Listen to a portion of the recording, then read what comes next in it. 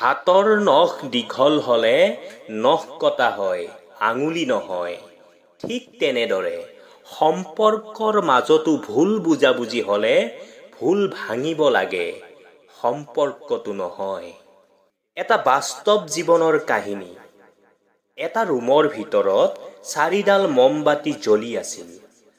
প্ৰথম মমবাতিডালে ক'লে, মই শান্তি, বেছি সময় নাথাকো। এনেকৈ কৈ মমবাতিডাল নুমাই গ'ল। তেতিয়া দ্বিতীয় মমবাতিডালে ক'লে, মই বিশ্বাস, য'ত শান্তি নাথাকে ময়ো তাত নাথাকো। এনেকৈ কৈ তৃতীয় মমবাতিডালো নুমাই গ'ল। এইবাৰ তৃতীয় মমবাতিডালে ক'লে, মই ভাল পোৱা, য'ত শান্তি আৰু বিশ্বাস নাথাকে তাত মই থকা অসম্ভৱ। এনেকৈ কৈ তৃতীয় মমবাতিডালো নুমাই গ'ল। এনেকুৱা সময়তে এটা সৰু ল'ৰাই ৰুমটোৰ ভিতৰত সোমাই গ'ল। দেখিলে যে 4ডাল মমবাতিৰ ভিতৰত 3ডালেই নুমাই গ'ল আৰু এডাল ধিমি ধিমি জ্বলি আছে। তেতিয়া সৰু ল'ৰাটোৱে চতুৰ্থ মমবাতিডালক সুধিলে, তুমি কিয় জ্বলি আছা? তুমিওতো নুমাই যাব পৰা। তেতিয়া চতুৰ্থ মমবাতিডালে ক'লে, মই আশা, মই সকলো সময়তে থাকো। যদি তুমি ইচ্ছা কৰা, মোৰ দ্বাৰা 3ডাল মমবাতিক পুনৰ জ্বলাই দিব পাৰা। অৰ্থাৎ শান্তি, বিশ্বাস আৰু ভালপোৱাক আশাই ফিৰাই আনিব পাৰে। সেয়ে মনৰ মাজত আশাক মৰিব নিদিব। এটা কথা সকলো সময়তে মনত ৰাখিবা, তুমি কাৰ হৃদয়ত বাচি থাকিবা সেইটো তোমাৰ ব্যৱহাৰত ঠিক হ'ব।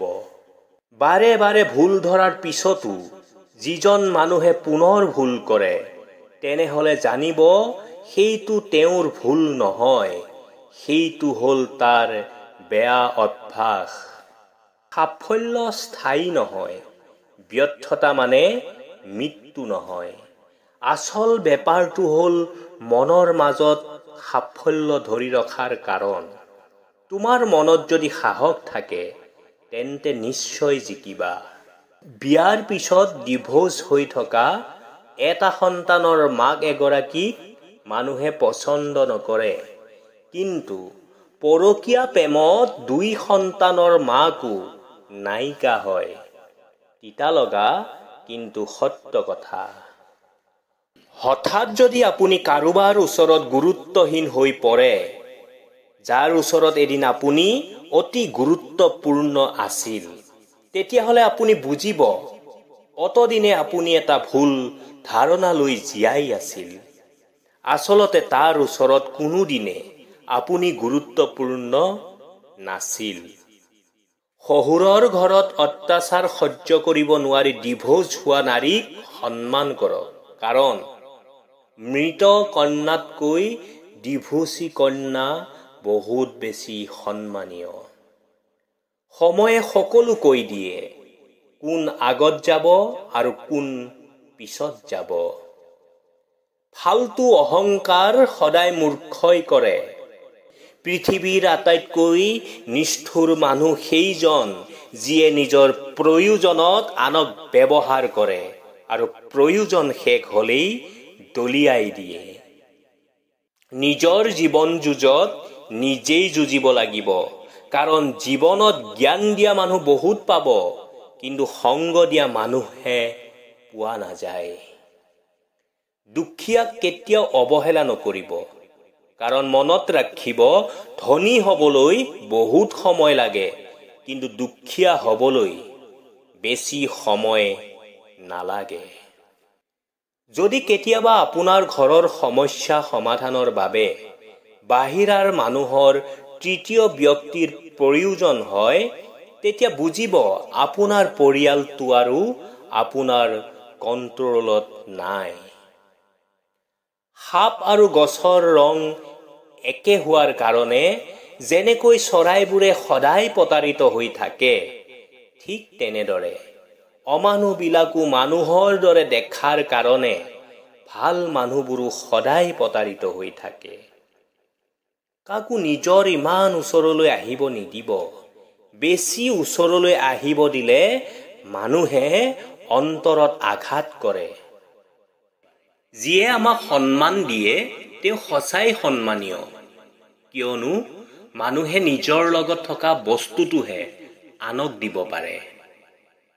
সত্য সদায় পানীৰ ওপৰত পেলাই দিয়া তেলৰ টোপালটোৰ সমান।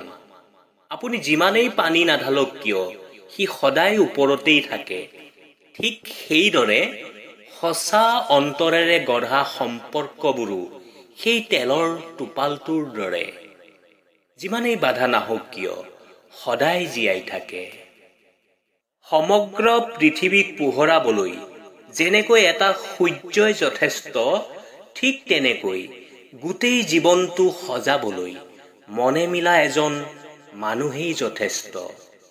এতিয়া মাছেও হাঁহে, কিয়নো এতিয়া মাছতকৈ মানুহে মানুহক জালত ফচায়। ছাঁৰ দৰে থাকিম তোমাৰ কাষত, যদি তুমি মোক সঁচাই ভাল পোৱা। প্ৰশ্ন যিয়েই নহওক কিয় উত্তৰ তুমি, ৰাস্তা যিয়েই নহওক কিয় লক্ষ্য তুমি, কষ্ট যিমানেই নহওক কিয় সুখ তুমি, তুমি খং যিমানেই নকৰা কিয় মোৰ প্ৰিয় ভাল পোৱা তুমি। মানৱতাই মানৱক মানৱ বনায়।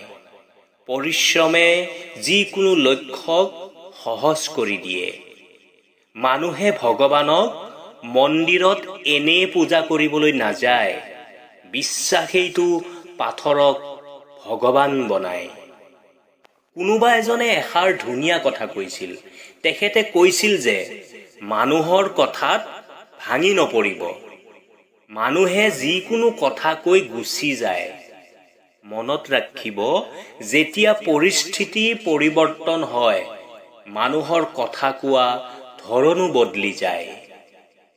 ছোৱালীয়ে অভিমান কৰে আৰু বেছি ভাল পাবলৈ, আৰু ল'ৰাই অভিমান কৰে তাক বুজিবৰ কাৰণে। স্ত্ৰীক চিনি পাবা স্বামীৰ দৰিদ্ৰতাত, আৰু স্বামীক চিনি পাবা স্ত্ৰীৰ অসুস্থতাত। খাদ্য যিমানেই দামী নহওক কিয় পচি গ'লে যেনেকৈ মূল্য নাই, ঠিক তেনেকৈ শিক্ষা যিমানেই নাথাকক কিয় মানৱতা নাথাকিলে সেই শিক্ষাৰ কোনো মূল্য নাই। মাৰ বাহিৰে সকলোৱে এদিন নহয় এদিন বদলি যায়। প্ৰতাৰণা এজনে কৰিলেও বিশ্বাস সকলোৰে ওপৰত নাইকিয়া হয়। যদি আকাৰ দেখি হিচাপ হোৱা হ'লে হাতী বনৰ ৰজা হ'লহেঁতেন, আৰু সকলোৱে ৰূপ দেখি বিয়া কৰোৱাহেঁতেন বহু ছোৱালী অবিবাহিত হৈ থাকিলহেঁতেন। সময়ে সদায় কয় কোন কাৰ আপোন, আৰু সময়ৰ সৈতে বদলি যায় অনেক আপোন।